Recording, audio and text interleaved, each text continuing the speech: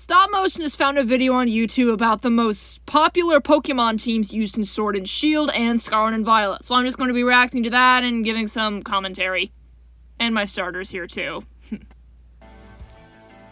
For Sword and Shield, Scorbunny was the clear starter favourite, giving a Cinderace for the team. Cinderace has a nice design. Their large ears kind of remind me of Toothless from How to Train Your Dragon. The most voted Galar Pokemon by quite a margin was Corviknight. It's the regional bird, you can get it pretty early on. Early on? You can find them on Route 1! And, I mean, look at it. No wonder it's one of the most popular bird Pokemon ever at this point. Toxtricity was also an obvious pick. It's one of the most popular Gen 8 Pokemon for sure. I already had an electric Pokemon on my team, so I didn't feel the need to replace it with this guy, and I'm not really a fan of its design. I wish they played up into the more lizard aspect. With 2 forms for people to choose from. Next up is Grimmsnarl.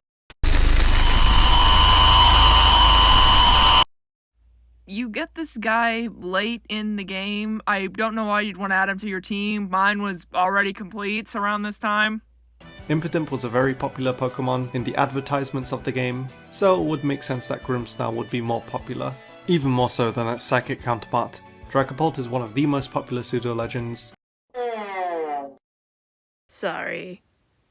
Why do people like this thing? It is so weak in battle. Its ghost typing makes it vulnerable to any dark type attack. Do you know how many Pokemon have learned those in the wild?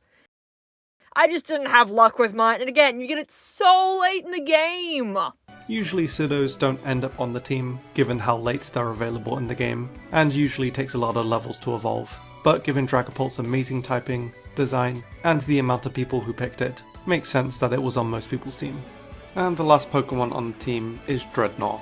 This guy was on my team, but I changed him out for a Dewpider that I got on Route 5.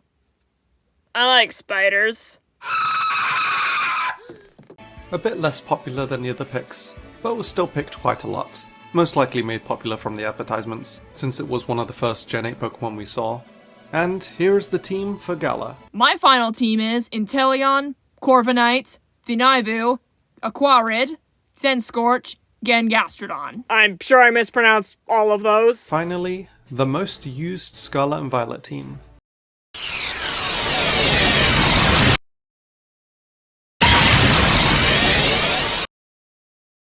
This one was pretty hard to decide on, because it went one of 2 ways. The starter was between Skeledirge and Masquerade, with Skeledirge being more popular overall. It appears I was in the minority of people who liked the Peacock Ostrich. I wasn't really feeling the red Omnob dinosaur with cheese on its stomach.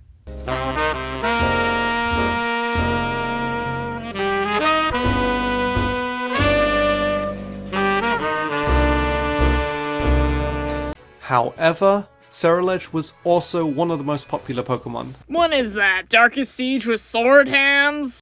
And I don't think a lot of people had both Skeledirge and Cerulege on the same team, given that they share both the same types. So in the end, I decided to go with Skeledirge. As popular as Cerulege is, it is a version exclusive. Ah, version exclusives. Brings back memories.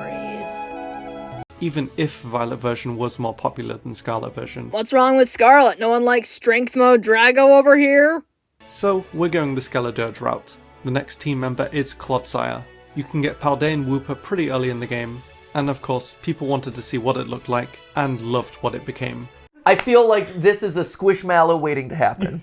Yeah, where's the merch? Where's the merch? Probably one of the most popular Gen 9 Pokemon. Another extremely popular Pokemon, and probably the most voted, was Tinkaton. This was a no-brainer. I think everyone would agree. Tinkaton is arguably the most used Pokemon in the game. No question.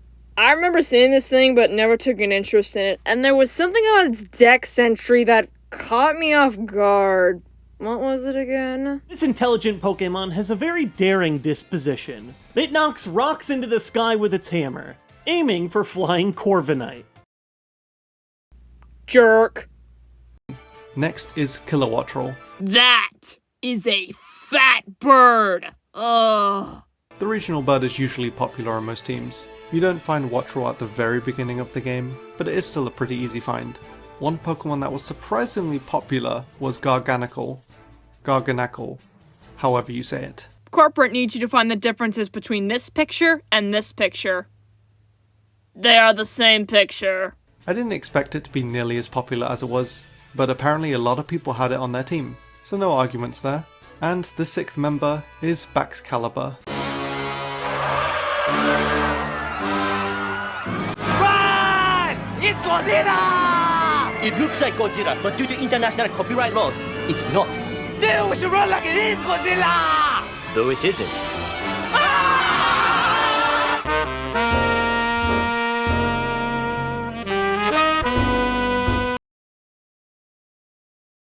I was pretty skeptical on this, since Frigibax isn't the easiest Pokemon to find, and evolves a bit late, but given that you can technically find it early depending on the route you take. I actually didn't take any of the normal routes, I just hopped across the mountains like a weirdo. I did not go in a straight line.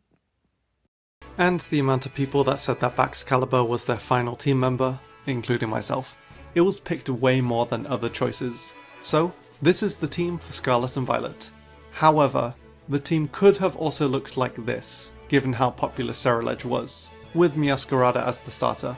An interesting but odd array of Pokemon, if I do say so. Final team included Cracoville, Hydreigon, Floatzel, Tyranitar, Luxray, and Talonflame. Well, you saw my team. You can put yours down in the comments if you want to. This is just my personal opinion. Remember that. I'm not really a fan of some of these more famous Pokemon like Pikachu or Raichu or that Garchomp thing. I just choose the Pokemon that I think are cool or interesting. Every trainer has their own opinions.